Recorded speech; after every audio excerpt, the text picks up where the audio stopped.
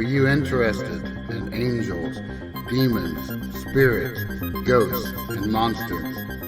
Are you curious about their origins, tales, and influence upon history and on the present day? If so, sit back, relax, and welcome to Southern Demonology, the podcast that explores all of this and more.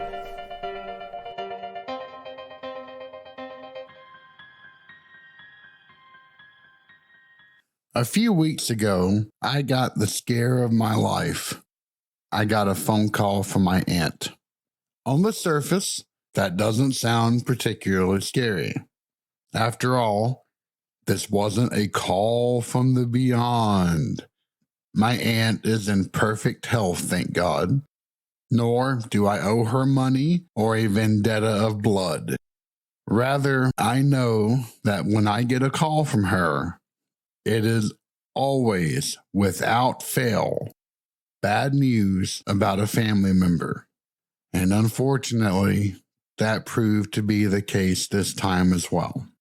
Thankfully, everyone is now fine, but I left in such a hurry to go back home to Tennessee and on such a cheap airline that I did not have the time nor the means to bring any audio equipment with me.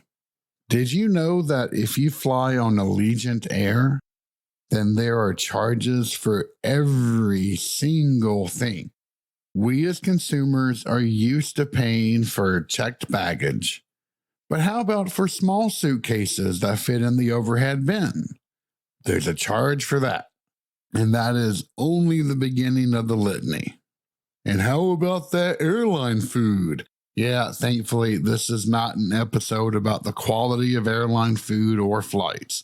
Lord knows I'm the furthest thing from a stand-up comedian that has ever existed, except for maybe a CPA. I just wanted to explain why I have been away and to beg your indulgence.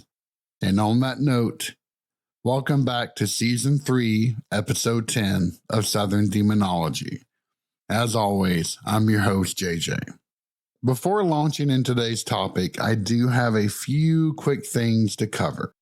First, Southern Demonology was chosen as one of the top 10 paranormal-related podcasts by American Paranormal Press, which, of course, tickled my heart to death. If you've never checked them out, please give them a look. I was even featured in an article by them last year. I'll have both links in the show notes in case you want to take a gander. If you've listened to this podcast for a while and have joined the grand rank of scholars that make up the audience, you may remember 2 episodes that were a little different called the Paranormal Rundown, where Vic, host of Trailer Trash Terrors podcast, David, an accomplished paranormal researcher, and myself got together to discuss random esoteric topics that we let a random number generator pick for us from a huge list of available topics. The second episode also featured Father Michael Birdsong, an exorcist who was interviewed on my podcast under the title The Kingdom of Hell. Well, the Paranormal Rundown is now officially its own monthly podcast. The first 2 episodes with expanded introduction and epilogue have been published already, and a new 3rd episode featuring the author Anna Maria Manello is soon to hit the airwaves.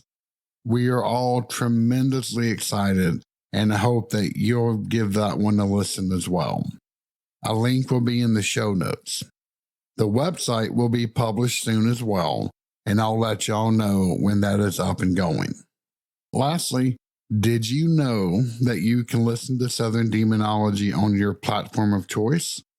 The website southerndemonology.com has listen-on badges for nearly all of them, whether that be Apple, Google, etc.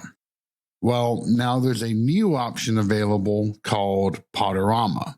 I'll be adding a new link on the website so you can check it out, and I'll have a direct link to my show on Podorama in the show notes.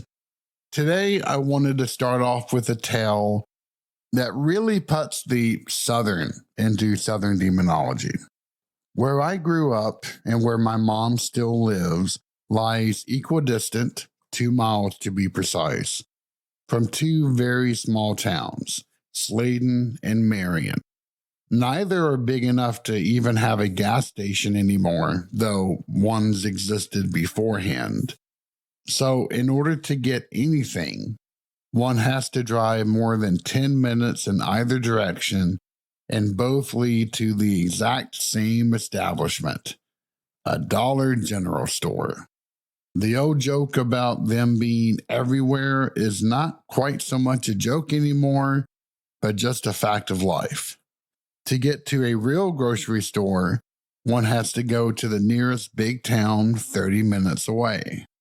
So Dollar General stores now serve as an oasis to be able to pick up essentials and not so essentials when time or inclination prohibit the longer trips. So one day when I was back at home, I went traipsing up to Van Leer, population 400 or so, to hit up the Dollar General. Before I could even walk into the store, a tall, lanky woman who has been, as we like to colloquially say, ridden hard and put up wet quite a few times, runs over to me and says, "JJ, you are not going to believe what they are doing to me in there." She's dressed in a ratty t-shirt and shorts. She has obviously bleeding cuts on one arm and leg. She's wearing socks and no shoes and a scarf for a belt. And with the manic energy of 1,000 wiener dogs, she's telling me about how each of these things have come to pass. With nary a breath taken in her diatribe for me to interrupt, she drags me over to her car while asking me to call her cell phone because she'd lost it.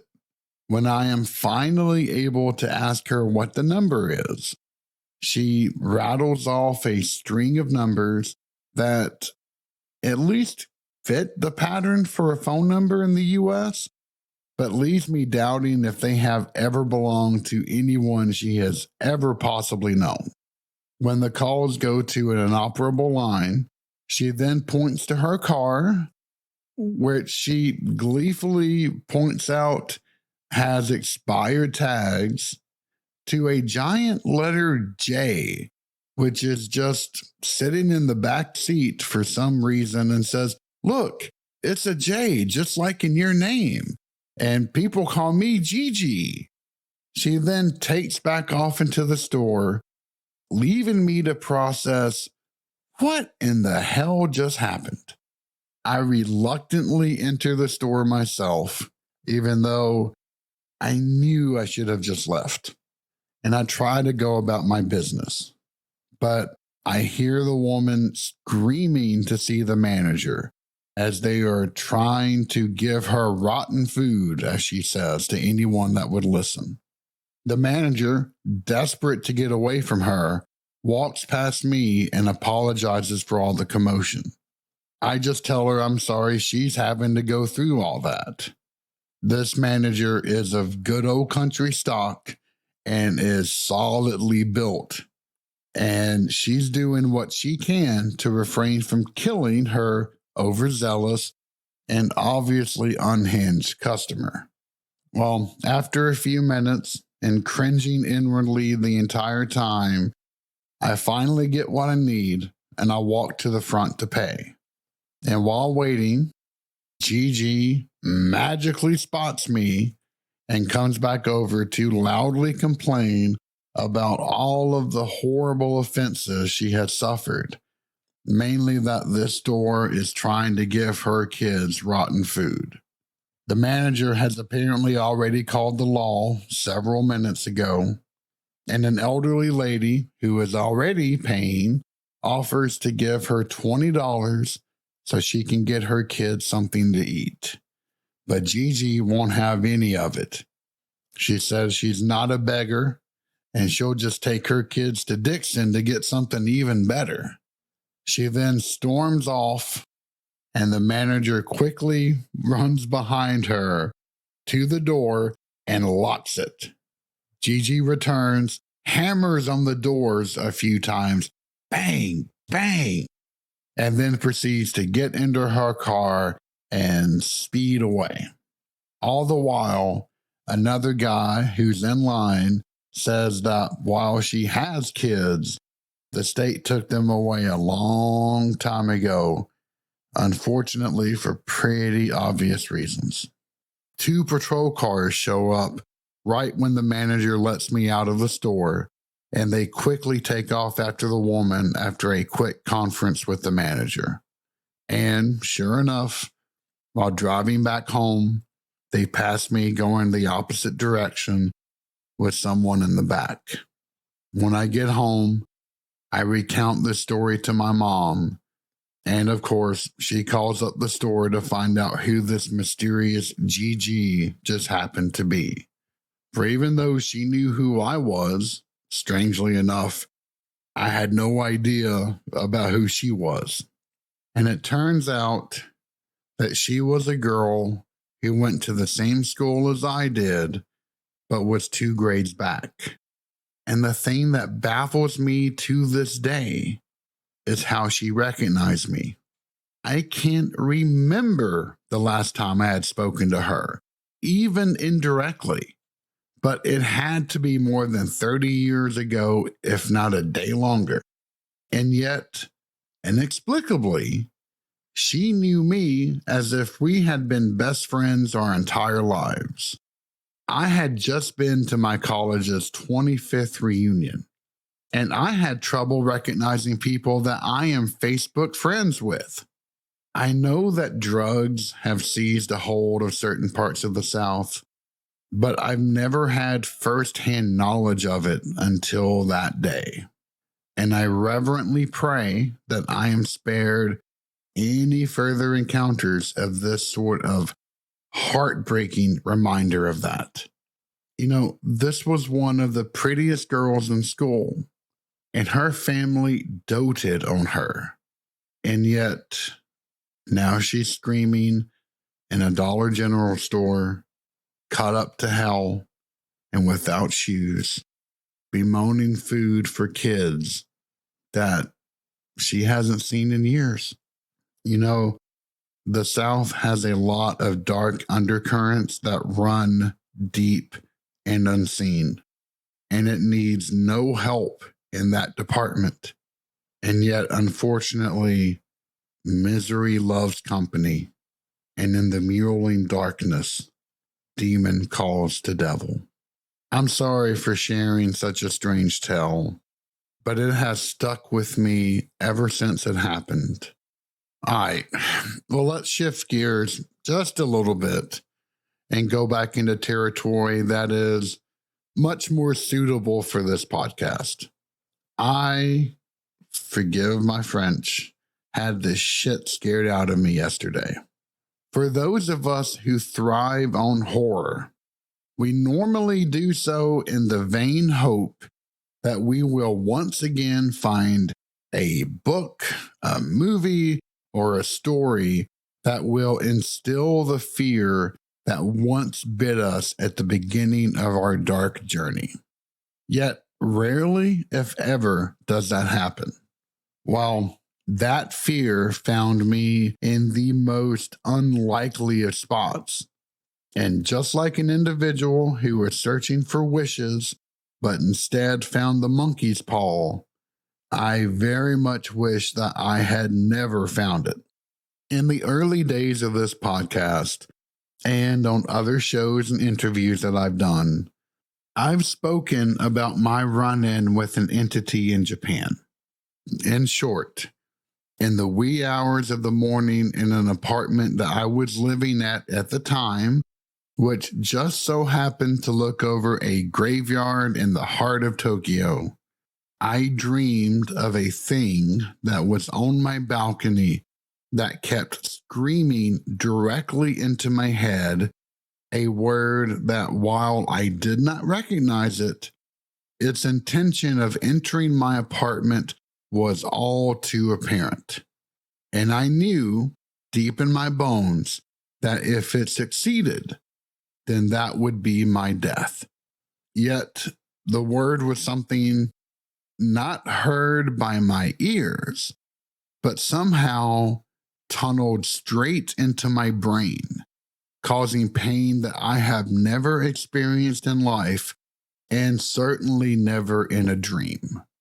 And to be clear, I have died in my dreams before, but those fabricated experiences never came with pain.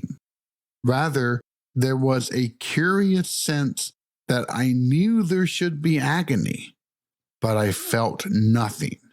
This thing's screams resulted not just in pain, but psychic pain. Pain that had nothing to do with nerve endings, but something that resounded and cut into my very being. And upon waking to an earthquake alarm going off on my phone, the pain slowly vanished. And most chilling of all, the word that thing outside had been repeatedly calling to me was Haidu, meaning to enter. This thing had been demanding entry. Now, flashback to yesterday. I was mindlessly scrolling on TikTok on my iPad, and I saw a new entry from a Japanese horror short creator that I really like called Kawaizo. Only 12 seconds in length and entitled Why You Should Not Respond. The video pictured the inside of a dark Japanese apartment. The view is of a sliding door made of frosted glass, a very common feature in many apartments. And on the other side of this glass door was some sort of thing posing a simple question.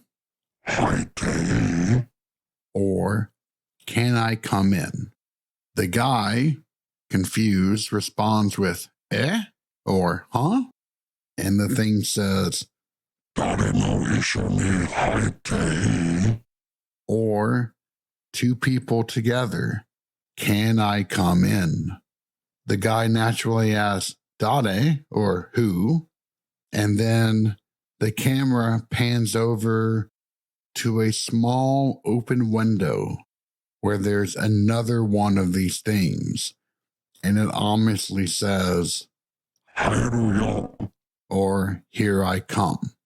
Yes, this video is a work of fiction, but it is the closest to anything I have ever seen that puts a visual to what I experienced.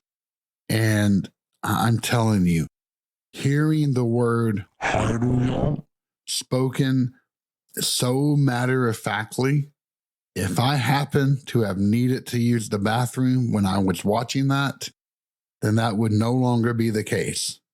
My fight or flight instincts kicked in so quickly that my eyes began to water. My spine felt like it was trying to part ways with my skeleton, and I nearly threw my device across the room. I was literally left panting.